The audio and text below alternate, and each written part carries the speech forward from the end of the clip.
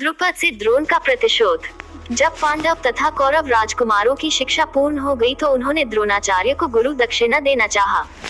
द्रोणाचार्य को द्रुपद के द्वारा किए गए अपने अपमान का स्मरण हो आया और उन्होंने राजकुमारों से कहा, राजकुमारों, यदि तुम गुरु दक्षिणा देना ही चाहते हो तो पांचाल नरेश द्रुपद को बंदी बनाकर मेरे समक्ष प्रस्तुत करो, यही तुम लोगों की गुरु दक्षिणा होगी।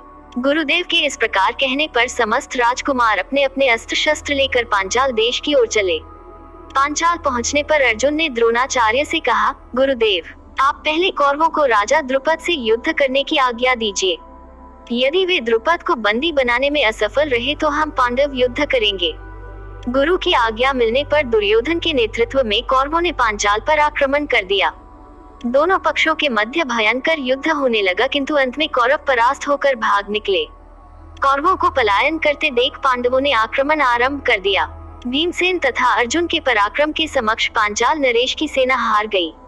अर्जुन ने आगे बढ़कर द्रुपद को बंदी बना लिया और गुरु द्रोणाचार्य के समक्ष ले आए। द्रुपद को बंदी के रूप में देखकर द्रोणाचार्य ने कहा, हे द्रुपद, अब तुम्हारे राज्य का स्वामी मैं हो गया हूँ। मैं तो तुम्हें अपना मित्र समझकर तुम्हारे पास आया था, किंतु तुमने मुझे अपना मित्र स्वीकार नहीं किया था। अब बताओ, क्या तुम मेरी मित्रता स्वीकार करते हो?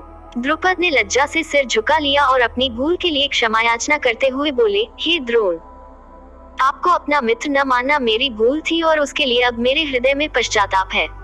मैं तथा मेरा राज्य दोनों ही अब आपके अधीन हैं। अब आपकी जो इच्छा हो करें।